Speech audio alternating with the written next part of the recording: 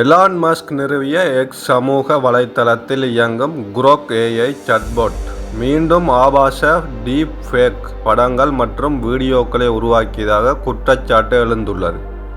NBC வெளியிட்ட தகவலின்படி, கடந்த மாதம் பல ஏஐ படங்கள் மற்றும் வீடியோக்கள் உண்மையான பெண்களை குறிவைத்து பாலியல் சூழலில் உருவாக்கப்பட்டு எக்ஸ் தளத்தில் பகிரப்பட்டுள்ளன. இவை முந்தையவற்றை விட குறைவான கவர்ச்சியாக இருந்தாலும் பெண் பிரபலங்கள் அதிகமாக பாதிக்கப்பட்டுள்ளனர்.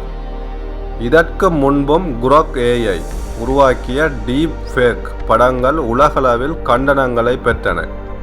ஆப்பிள் நிறுவனம் குரோக் பயன்பாட்டை ஆப் ஸ்டோரில் இருந்து நீக்குவதாக எச்சரிக்கை விடுத்ததாகவும் செய்திகள் தெரிவிக்கின்றன. ஏஐ தொழில்நுட்பத்தின் தவறான பயன்பாடு குறித்து பல்வேறு நாடுகளின் ஒழுங்குமுறை அமைப்புகள் விசாரணை நடத்தி வருகின்றன. சமூக வலைத்தளங்களில் இத்தகைய ஆபாச டீப் ஃபேக் பரவுவது தனியுரிமை மீறல் மற்றும் பெண்கள் மீதான தாக்குதல் என கருதப்படுகிறது.